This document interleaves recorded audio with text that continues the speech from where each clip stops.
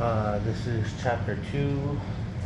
So each chapter kind of changes character's perspective or to a different character. I'll try my best to tell you which character the chapter represents. So this one is going to be a new girl. She hasn't been introduced yet, but so we'll just read it. Dusk is falling slowly. The darkness only becomes apparent when the three greenhouses start to glow like rice paper lanterns. Valeria de Castro's curly hair is pulled into a ponytail. Her boots are caked with mud and her padding red jacket is dirty. It fits tingling across her shoulders. Her breath forms clouds in the crisp, frosty air.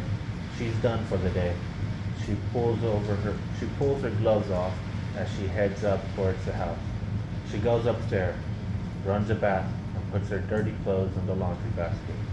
When she turns towards the mirror, she noticed some dirt is smeared on her forehead, and her cheek is scratched from the bramble patch.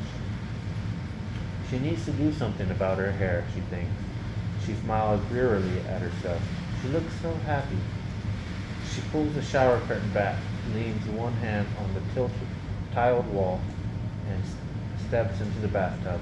The water is hot, so she waits a second before lowering herself in. She leans her head against the edge of the bath, closes her eyes, and listens to the drops falling from the tap. Juna is coming over this evening. They had a fight. It was so stupid. She felt hurt. But it was all just a misunderstanding.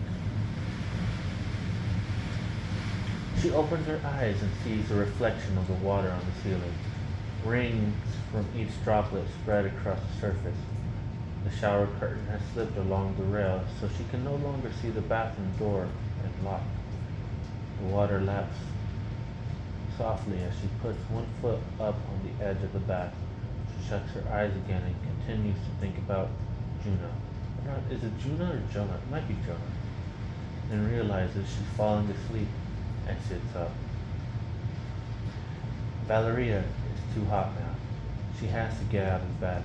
She stands up and lets the water run off her body, then tries to look at the door in the mirror, but the glass is fogged up. She carefully steps out of the bath into the slippery floor, grabs a towel, and starts to dry herself.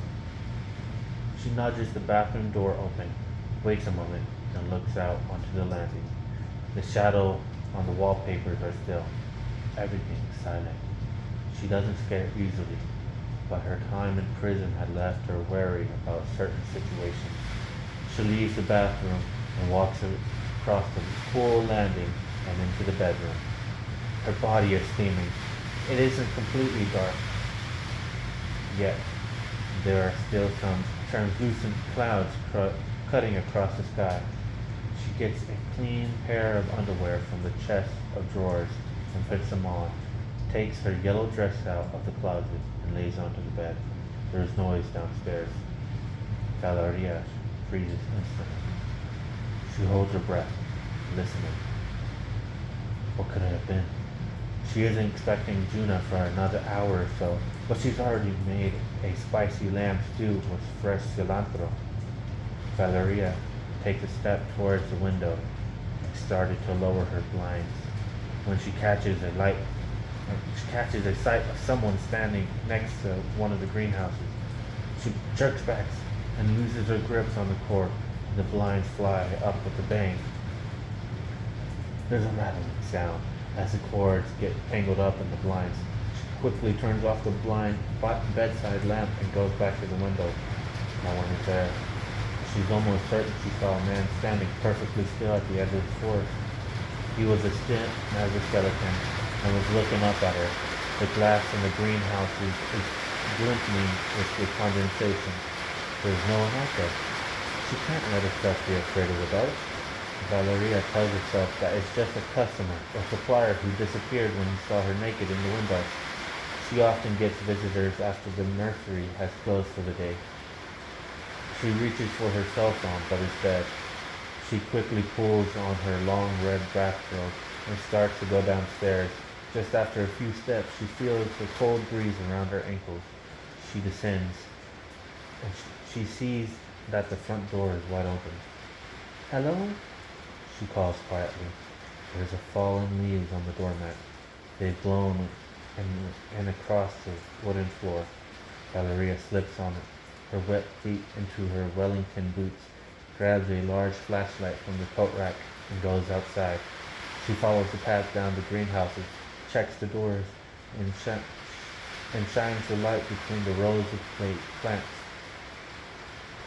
The dark leaves come into focus as shadows and reflection play across the glass walls behind them. Valeria walks across the furthest greenhouse. The edge of the forest is black. The cold grass crunches beneath her feet as she walks. "Can I help you with something?" she says loudly, pointing the light towards the tree. The tree trunk looks pale and gray in the light, but deeper in the woods there are nothing but darkness. Valeria walks past her old wheelbarrow. She can smell the rust on it. She carefully moves the beams from tree to tree. The long grass looks untouched, and among the trunks she catches the sight of something on the ground. It looks like a gray blanket covering the log. The flashlight is getting weaker. She shakes it, and its strength improves. She moves closer. As she holds a branch out of the way, she feels as her heart is starting to beat faster, and the flashlight trembles in her hand. It looks almost like there's a body under the blanket. Someone hunched up, maybe missing one or both arms. She has to pull the blanket off and look. The forest is completely silent. A dry branch snaps beneath her boot, and suddenly the whole edge of the forest is bathed in white light. It's coming from behind her, and when it moves, several long, thin shadows merge with her as they slip into the ground.